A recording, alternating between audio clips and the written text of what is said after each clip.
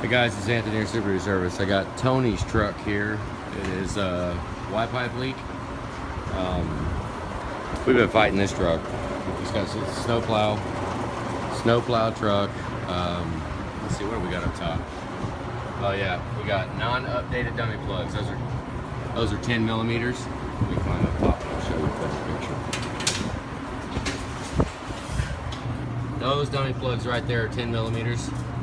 You can tell the updated standpipe's been updated. Those are 12 millimeter standpipes right there, but the dummy plugs were not. I got an air test. I might take another video showing the air test once we get settled up with this freaking exhaust, but we got a Y pipe leak too. Now I couldn't even spin the bolts. They wouldn't come out for nothing. You can see right here, I had to cut it out. This one came out, I had to cut it. These are just, I mean, they're seized the heck on. See this? You kind of see how it's freaking cut. I had to cut the bolts out. I think the bolts were reused and they were upside down. Generally, you have to have the 13 millimeter, the nut facing the ground. That way you can hold the top and then spin the nut off rather than try to spin the whole bolt from the 10 millimeter that's facing down, if that makes sense. Because you know, you want the bigger nut to be able to bite onto to pull the bolt out, to pull the nut off and to get the Y pipe off. Well, we couldn't.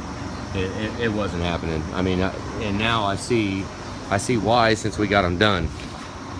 I went ahead and had to yank the fender wells. I mean, there's no way. You know, this is not normal procedure for a Y pipe. Not at all. But I got that one set on there. I think the exhaust manifold, the exhaust hardware, the Y pipe hardware was reused because this is a studded truck. The exhaust hardware was reused and I think compounded with it being a snowplow truck. I can't even get it out. I mean, the bolts are cut, but they just, see there, I mean, it's cut up top. It should at least be able to spin, but I can't even spin it.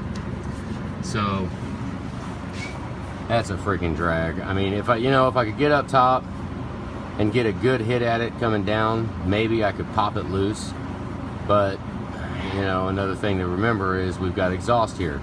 All I need is to drop some freaking shavings down inside, or drop some pieces down inside that manifold, and then once we put it all back together, it's going to blow those shavings back up into the turbo.